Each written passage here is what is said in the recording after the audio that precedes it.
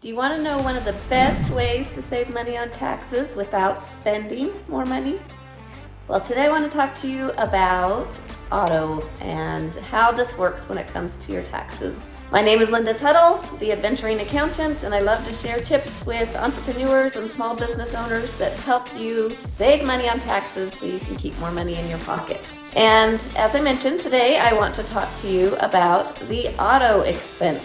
This is one of my favorite deductions when it comes to taxes because you don't have to spend more money to save more, and it can be such a big swing when it comes to taxes. So how this works, there's a lot of different aspects to it, but basically you can take either the standard mileage deduction or the actual method when it comes to writing off your vehicles. For 2024, the IRS has changed the standard mileage rate to 67 cents per mile. So I want to break this down for you.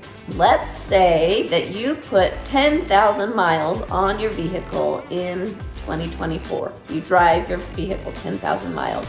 If all of those are business miles and you get 67 cents per mile, that's a $6,700 tax deduction. It doesn't mean you are getting a credit of $6,700. I have a lot of people that get confused between a deduction and a credit.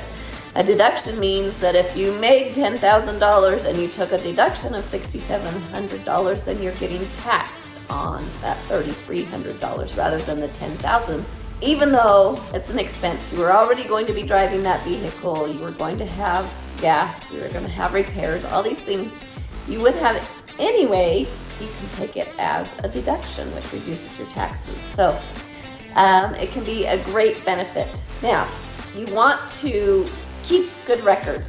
Me, as a tax preparer, I'm not going to come and ask you for your log. I'm not going to audit that. It's up to you to be able to provide those records to the IRS should you ever be audited. And so you do want to keep records.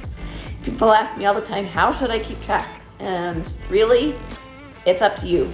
If you know right off the bat that you are not going to be one to keep records of all your maintenance that you do on your vehicle, if you're not going to keep track of, getting oil changes, changing your tire, getting new tires, if you're not going to keep track of your gas, how much you actually spent, those things, that's considered the actual method. So actual is just that. You're keeping track of all of those actual expenditures and you want to have documentation for it.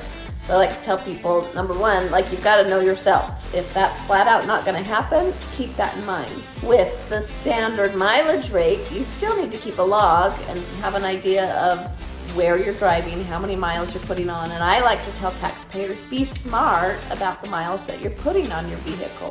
Find a way to make your driving have a tax deductible reason. If you're going to the grocery store and the bank is right next door, you need to make a deposit, then make sure you hit that bank to make the deposit at the same time to make that trip tax deductible. Go visit a client. Find reasons to make your mileage deductible. My real estate agents, you have a way to write off a whole lot more mileage. If you're out showing property, if you're previewing a property for a client, this can be one of the huge deductions for you, so be aware of it. My experience, the IRS is actually more concerned about you proving the actual miles that were put on a vehicle rather than your log. Now, maybe don't quote me on that, but here's a quick tip for you. If you get your car serviced at the end of the year or the very beginning of the year, some sort of record that shows what your total mileage was on the vehicle at the end of the year or the beginning of the year, then get it serviced again at the end of the year the following year. You have kind of a beginning point and an end point to show how many miles were put on that vehicle in the year. So that's a good quick tax tip.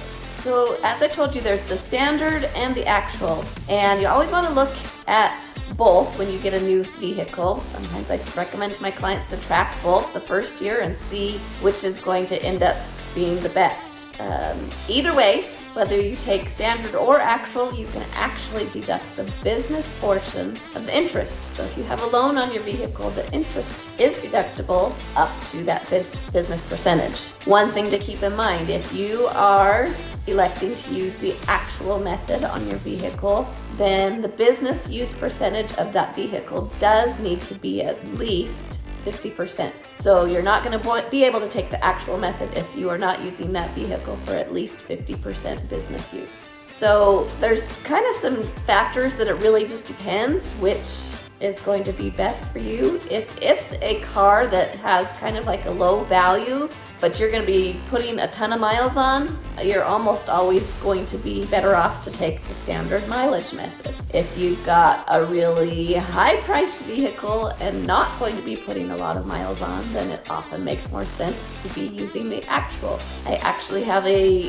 sheet that kind of gives 7 different points of when it makes more sense to take the actual versus the standard. But the one thing to keep in mind is you can't keep flip-flopping back and forth between the two methods. So if it's actual, the year you put the vehicle in service, you're going to want to continue to do actual for the life of that vehicle. Now, you can have, at least 2 vehicles, 3 that you use for business, and you can have a different method for each vehicle. So you can have one vehicle that it makes more sense to use the actual method on, another vehicle that it makes more sense to do the standard mileage. So just a few things to keep in mind. I can't go into every single detail when it comes to auto expenses. This is something you want to talk to your tax advisor about. But I just wanted to bring up some of these high points to keep in mind for 2024. The standard mileage rate is that 67 cents per mile. That does add up in a hurry, so keep track of it. I started, you can use either an actual notebook and keep it in your car and write down the miles as you take trips. There are apps, all sorts of apps out there. There's one called Mile IQ. If you use QuickBooks, the app lets you track it. I'm kind of old school and I have Google Sheets on my phone and I just keep track of it on there. Whatever method is going to work for you. And like I said, know whether you're going to be detailed about keeping all of your actual receipts or if the standard mileage method makes more sense for you. So a lot of factors to consider when it comes to deducting your vehicle. One other note is that the IRS actually does not care if the loan is in the name of the business. So you can have the loan in your personal name and still treat it as a business asset as long as it's being used 50% for business. So there's just a few quick tips for you when it comes to deducting your auto expense. I love to see taxpayers maximize this deduction because, like I said, it's something that you're going to be doing anyway, driving your vehicle. Find ways to make your travel business related. Use the deduction that's available to you and figure out which one is going to make more sense for you for each of your vehicles. Hope this makes sense. Don't forget to hit that subscribe button so you can catch my future episodes with more tips on how to save you tax.